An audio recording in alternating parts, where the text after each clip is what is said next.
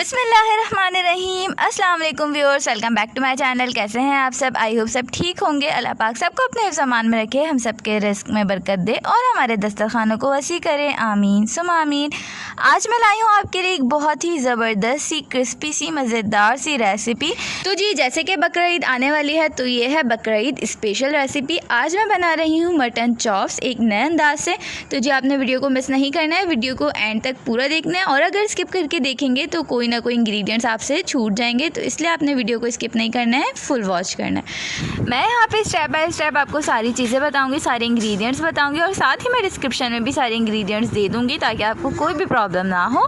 تو یہاں پہ سب سے پہلے میں نے لے لی تھی 750 گرام مٹن چاپس، یعنی کہ 3 پاؤ، اور اس کو میں نے جیسے واش کر لیا تھا۔ اب یہاں پہ ہمارے پاس ایک کوکر، تو ہم ساری چاپس کو اپنے کوکر میں شفٹ کر دیں گے ایک ایک کر کے۔ واش کرنے میں جو پانی ہوگا وہ نہیں جائے گا۔ بہت ہی زبردست مزے کی چاپس بن کے ریڈی ہونے والی ہیں۔ اگر ہم ڈائریکٹ ان کو فرائی کرتے ہیں تو یہ تھوڑی سی ہارڈ ہو جاتی ہیں، تو یہاں پہ سب سے پہلے ہم اس لیے اس کو کوکر میں تھوڑا سا ہاف ڈن کر رہے ہیں تاکہ جو ہماری چاپس ہیں وہ اچھی سی اوپر سے کرسپی ہوں اور اندر سے سافٹ سی ہوں۔ تو یہاں پہ ہم نے کوکر میں ساری ایڈ کر لی ہیں۔ اب اس اسٹیج پہ ہم اس میں ایڈ کریں گے جنجر گارلک پیسٹ، یعنی کہ ادرک لہسن کا پیسٹ۔ یہ جائے گا یہاں پہ 2 ٹیبل اسپون۔ آپ چاہیں تو کم زیادہ کر سکتے ہیں، جتنی آپ کی چاپس ہوں اس لحاظ سے آپ کر لیں۔ تھوڑا زیادہ یوز کریں تو اچھا ہے تاکہ اسمیل نہ آئے۔ تو اب ہم اس میں ایڈ کریں گے ½ کپ واٹر۔ تو آپ نے زیادہ پانی نہیں ڈالنا ہے، بس تھوڑا سا ہی جائے گا، اور آپ نے پھر اس کو اچھے سے کور کر کے سیٹی لگا کے 10 منٹس کے لیے کوک کرنا ہے۔ بہت زیادہ کوک نہیں کرنا ہے کیونکہ پھر ہم اس میں مسالہ لگائیں گے تو یہ ٹوٹنے لگ جائے گی اگر یہ بہت زیادہ ٹینڈر ہو جائے گی۔ بس آپ نے 10 منٹس کرنا ہے اس کو کوک، تاکہ یہ ہلکی ہلکی سی ٹینڈر ہو، بہت زیادہ نہ ہو۔ تو یہاں پہ دیکھ لیں آپ 10 منٹس ہو گئے تھے، یہ اس کا لک ہے۔ اب آپ نے جو اس کا ایکسس واٹر ہے وہ ریموو کرنا ہے، مطلب آپ نے اس کو بھوننا ہے تیز آنچ پہ۔ آپ نے اس کا جو سارا پانی ہے وہ ختم کر دینا ہے۔ اچھا، میں نے اس کو بوائل کرتے ہوئے تھوڑا سا سالٹ بھی ایڈ کیا تھا، یہ آپشنل ہے، اگر آپ چاہیں تو سالٹ ایڈ کر لیں، اگر آپ نہ چاہیں تو نہ کریں۔ تو یہ اس طرح سے میں اس کا سارا پانی خشک کر لوں گی۔ اب یہاں پہ ہے ہمارے پاس ایک بال۔ اب ہم ریڈی کریں گے میرینیشن، جو ہم اوپر سے اس کو میرینیٹ کریں گے اور اس کے بعد فرائی کریں گے۔ تو آپ دیکھیے گا کتنی کرسپی سی اور بہت ہی مزیدار سی ہماری چاپس بن کے ریڈی ہوں گی۔ آپ نے اس کو ضرور ٹرائی کرنا ہے، اور ایک چھوٹی سی ریکویسٹ ہے، ویڈیو پسند آئے تو اسے لائک کر دیے گا اور میرے چینل کو سبسکرائب کرنا مت بھولیے گا، ساتھ ہی فرینڈز اور فیملی میں بھی شیئر کیجیے گا۔ تو یہاں پہ ہم نے لے لیا ہے 2 ٹیبل اسپون بیسن۔ بیسن سے یہ ہوتا ہے کہ کرسپی سی بنتی ہیں۔ اگر آپ کے پاس بیسن نہ ہو تو آپ چاول کا آٹا بھی لے سکتے ہیں۔ تو یہاں پہ بیسن ایڈ کرنے کے بعد ہم اسپائسز ایڈ کریں گے۔ تو اسپائسز میں ہمارے پاس 1/4 ٹی اسپون ہلدی، 1/4 ٹی اسپون لال پیسی مرچ، 1/4 T spoon black paper powder, تھوڑا سا فوڈ کلر۔ آپ چاہیں تو فوڈ کلر اسکپ بھی کر سکتے ہیں، لیکن یہاں پہ اس کا لک بہت اچھا سا آتا ہے فوڈ کلر سے، اس لیے میں یوز کر رہی ہوں۔ 1/4 ٹی اسپون ہی کٹی ہوئی لال مرچ، اور ساتھ نمک آپ اپنے حساب سے لے لیے گا۔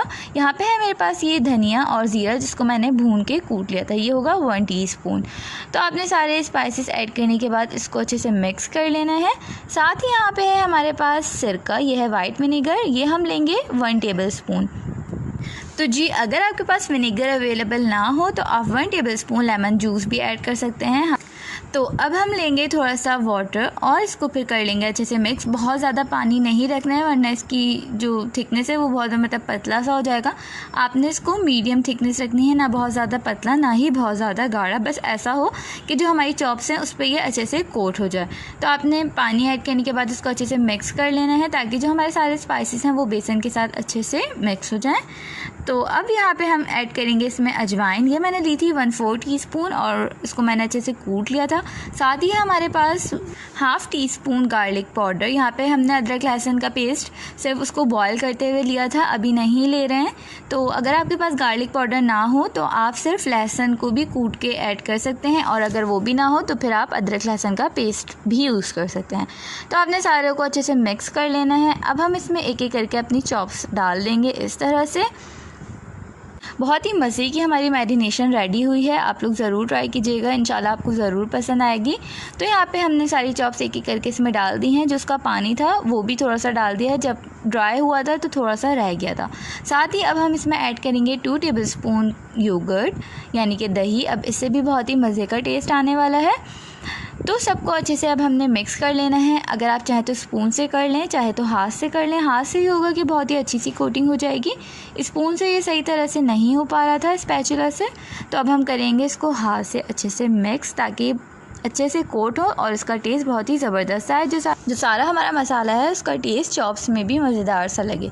तो यहाँ पे आपने इसको हैंड से अच्छे से मिक्स कर लेना है और उसके बाद आपने इसको कवर करके मैरिनेट होने के लिए 30 मिनट्स के लिए छोड़ देना है। अगर आप ज़्यादा देर रखना चाहें तो फिर फ्रिज में आप इसको रख सकते हैं 3 से 4 घंटे के लिए, और या फिर ओवरनाइट भी आप इसको रख सकते हैं।